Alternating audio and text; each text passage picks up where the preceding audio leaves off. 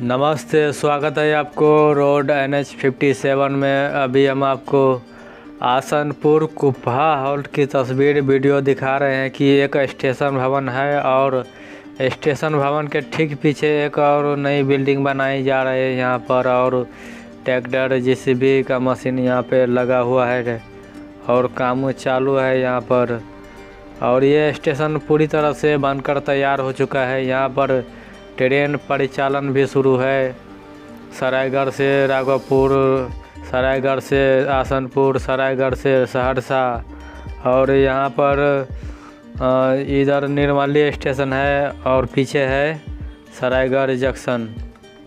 Nirmali railway station यहाँ से 6 kilometre की दूरी पे है और सरायगढ़ जंक्शन यहाँ से 13 किलोमीटर की दूरी पे है। और यहाँ पर एक प्लेटफार्म मिलेगा और एक ट्रैक मिलेगी और मालगाड़ी का आना जाना इस लाइन में भी चालू रहता है।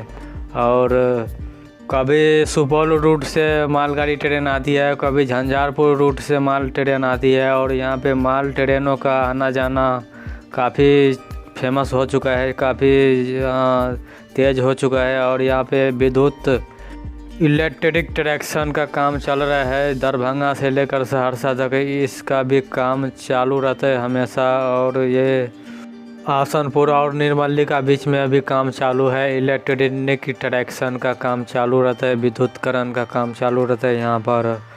और इस एरिया में काफ़ी बाढ़ एरिया है। और यहाँ पर आसनपुर कुपहा हॉल्ट का बोर्ड दिखाई देता होगा। और यहाँ इसके बगल साइड बगल में NH27 है और उसके ठीक आगे आर्मी कैंपस है। और माल ट्रेनों का यहाँ पर लगभग चालू रहता है। और कोसी महासेतु बगल में भी है।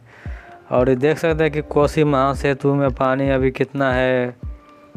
अभी ज़्यादा नहीं है, अभी शांत हुआ है। कभी कभी इतना तूफान आ जाता है कि भयंकर प्रलय आ जाता है, रौद्र रूप ले लेता है कोसी महासेतु। और यहाँ से ट्रेन चालू रहता है सहरसा से सरायगढ़, सरायगढ़ से आसनपुर कुपहा, आसनपुर से फिर सरायगढ़, सरायगढ़ से राघोपुर रिटर्न होते रहते हैं यहाँ पर ट्रेन। और ये सिर्फ 1-2 ट्रेन चालू रहता है। वीडियो अच्छा लगा तो चैनल को सब्सक्राइब कीजिए, लाइक कीजिए, शेयर कीजिए।